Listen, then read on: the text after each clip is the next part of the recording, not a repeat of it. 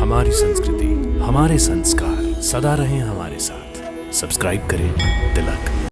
मृत्यु को सत्य मानकर चलिए और अपने पुत्रों की चिता को अग्नि दीजिए। नहीं वासुदेव, नहीं, मुझसे नहीं होगा ये सब।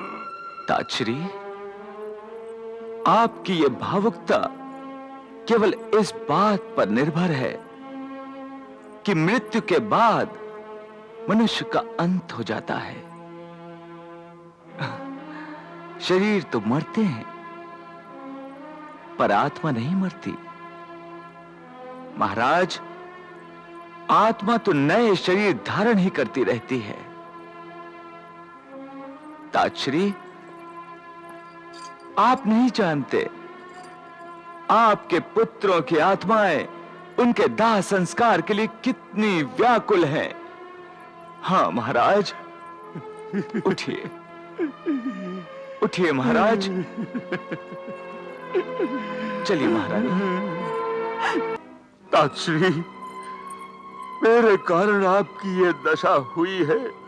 धिक्कार है मुझ पर, धिक्कार है मेरी राज लालसा पर।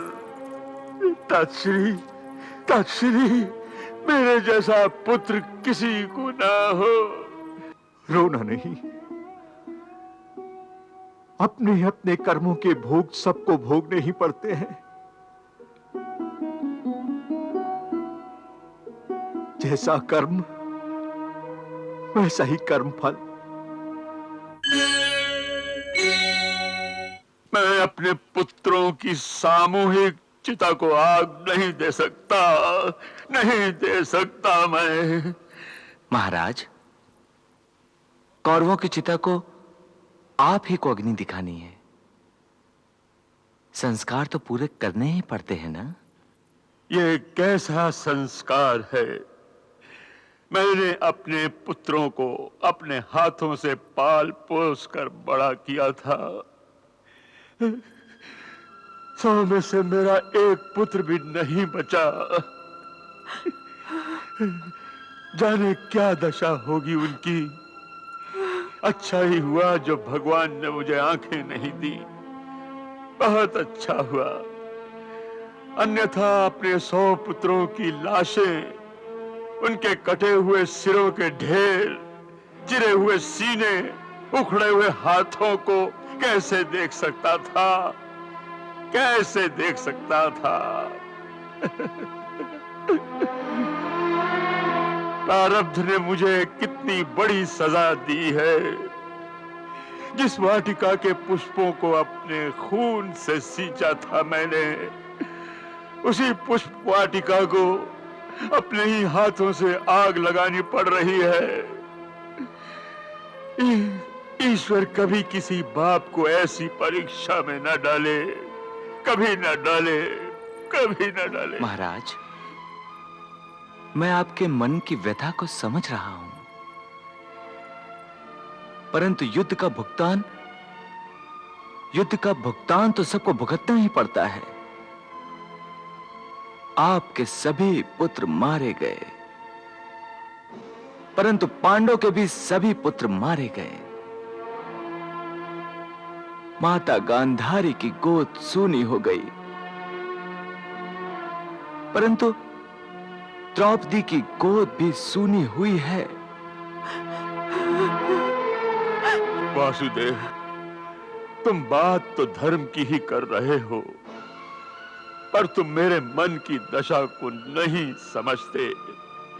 तुम नहीं जानते, अपने पुत्रों के रहते हुए मैं अंधा होकर भी अंधा नहीं था। वो मेरी आंखों की ज्योति थे, पर अब मैं सचमुच अंधा हो गया हूं, सचमुच अंधा हो गया हूं। ताक्षरी, आपने जो कहा वो सत्य ही है। संतान के बिना माता पिता के जीवन में अंधकार छा जाता है, परंतु इससे भी बड़ा सत्य मृत्यु है। मृत्यु को सत्य मानकर चलिए और अपने पुत्रों की चिता को अग्नि दीजिए। नहीं वासुदेव, नहीं, मुझसे नहीं होगा ये सब। ताश्री, आपकी ये भावुकता केवल इस बात पर निर्भर है कि मृत्यु के बाद मनुष्य का अंत हो जाता है। शरीर तो मरते हैं, पर आत्मा नहीं मरती। महाराज, आत्मा तो नए शरीर धारण ही करती रहती है। ताश्री, आप नहीं जानते, आपके पुत्रों की आत्माएं उनके दाह संस्कार के लिए कितनी व्याकुल हैं। हाँ महाराज, उठिए, उठिए महाराज। चलिए महारानी, आइए।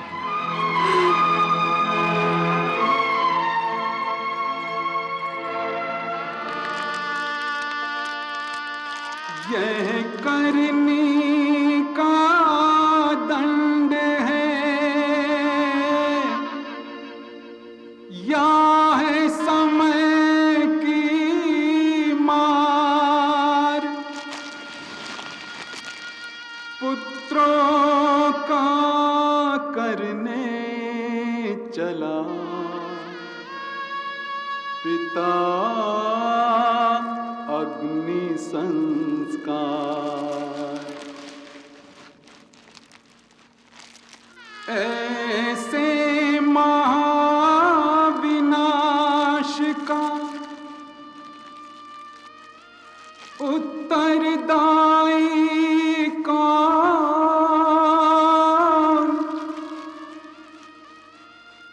मौन प्रश्न करता रहे,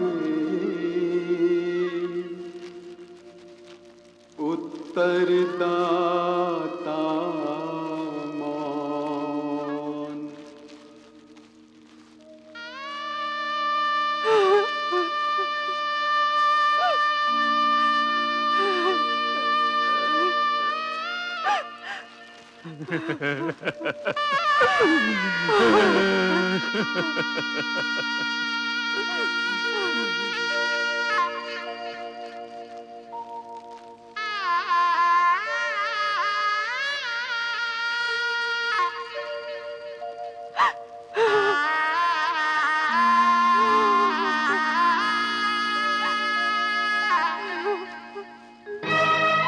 हे ईश्वर, जिस प्रकार तूने मुझे आंखें नहीं दी, उसी प्रकार काश तूने मुझे ये 2 हाथ भी न दिए होते,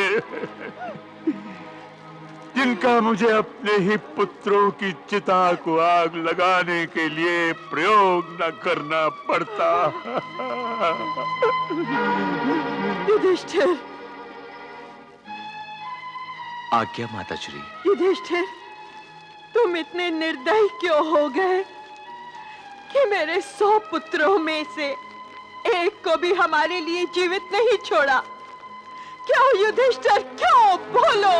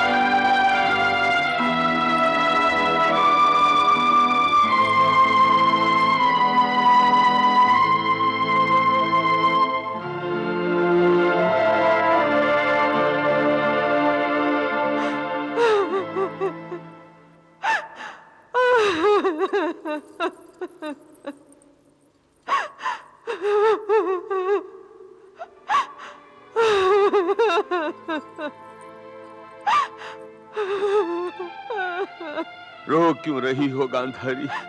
कदाचित शरशैया पर लेटे हुए मेरी दशा को देखकर रो रही है।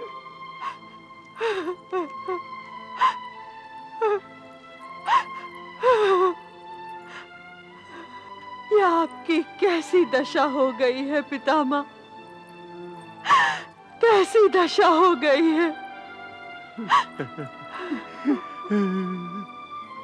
तातश्री, ये सब मेरे कारण हुआ है। नहीं पुत्र, रोना नहीं। तातश्री, मेरे कारण आपकी ये दशा हुई है। धिक्कार है मुझ पर, धिक्कार है मेरी राज लालसा पर। तातश्री, तातश्री, मेरे जैसा पुत्र किसी को ना हो, मेरे जैसा पुत्र किसी को ना हो।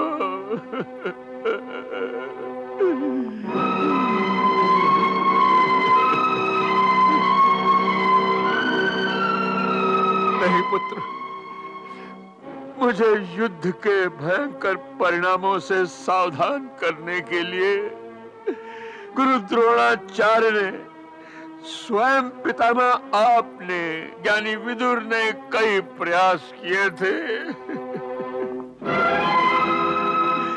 परंतु मैंने पुत्र मोह के आगे किसी की एक नहीं सुनी। अपराधी मैं हूं अपराधी। मेरे ही कारण ये महायुद्ध हुआ है, मेरे ही कारण ये महाभयंकर कुल संहार हुआ है। मुझे जीवित रहने का कोई अधिकार नहीं है, कोई अधिकार नहीं है।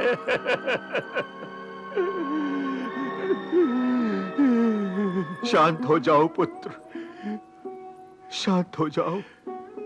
कैसे शांत हो जाऊं तातश्री, कैसे शांत हो जाऊं?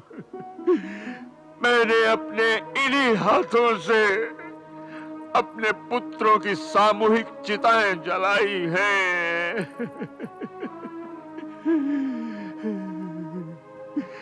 मुझे एक पिता को अपने पुत्रों का अंतिम संस्कार करना पड़ा है। मैं शांत कैसे हो सकता हूं? मैं शांत कैसे हो सकता हूं? विवेक से काम लो पुत्र। तुम ज्ञानी हो और भली भांति जानते हो कि सारे प्राणियों की यात्रा मृत्यु की ओर ही होती है, और मृत्यु एक अटल सच्चाई है जिसे कभी टाला नहीं जा सकता।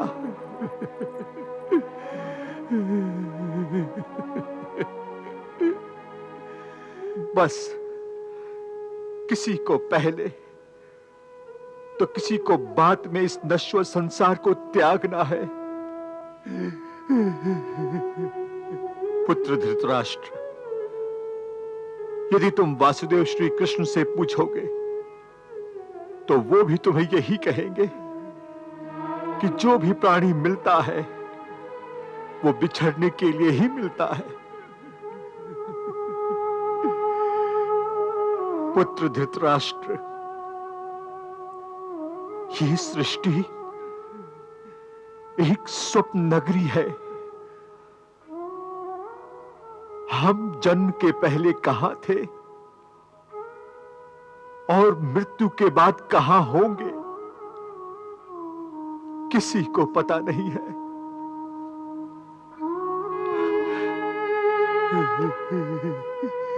पुत्र धृतराष्ट्र, हमने आज तक न जाने हजारों जन्म लिए होंगे, परंतु हमें उनमें से एक जन्म भी याद नहीं। कौन कौन हमारे थे और हम किसके थे, कुछ याद नहीं है।